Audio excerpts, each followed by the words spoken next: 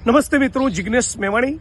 2019ના ભારત સરકારના રિપોર્ટ પ્રમાણે આપણા ગુજરાતમાં 19 લાખથી વધુ લોકો ડ્રગ્સ યુઝર્સ બની ચૂક્યા હતા। આજે 2025માં ઊભા છીએ ત્યારે અંદાજે 20થી 25 લાખ લોકો ડ્રગ્સના યુઝર્સ આપણા ગુજરાતમાં છે।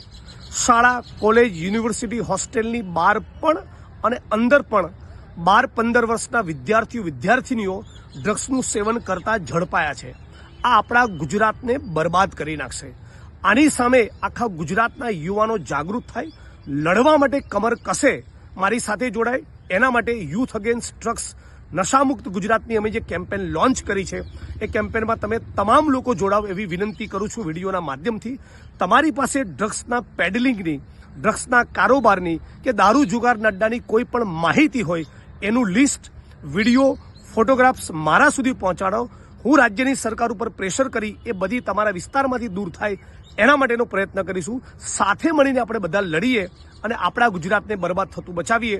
હેલ્પલાઇન નંબર પણ આ વિડીયો સાથે હું જોઈન્ટ કરીશ। આપ તમામ લોકોને વિનંતી કરું છું, જે પણ ફોટોગ્રાફ્સ, વિડીયો, માહિતી, અડ્ડાઓનું લિસ્ટ, જે પણ માહિતી તમારી જોડે હોય એ સોશિયલ મીડિયામાં મને ટેગ કરો, મારા સુધી પહોંચાડો, ન્યૂઝ ચેનલ સુધી પહોંચાડો, સ્થાનિક પોલીસ પ્રશાસન સુધી પહોંચાડો। પણ કોઈ પણ સંજોગોમાં આપણા ગુજરાતને ડ્રગ્સ મુક્ત કરવું છે।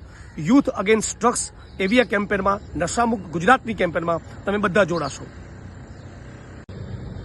સાથોસાથ તમે જે પણ વિસ્તારમાં છો ત્યાંના કોઈ પણ બુટલેગર દ્વારા કે ગુંડા દ્વારા કે અસામાજિક તત્વો દ્વારા દારૂ, જુગાર, ડ્રગ્સના મુદ્દે લડવા બદલ, પોલીસને એની માહિતી આપવા બદલ કોઈ હુમલો કરે કે ધાક ધમકી આપે કે એની કોઈ પણ માહિતી તમારા સુધી હોય એ પણ મને પહોંચાડજો। હું તમારી પડખે ઉભો રહેવાનો સન્નિષ્ઠ પ્રયત્ન કરીશ।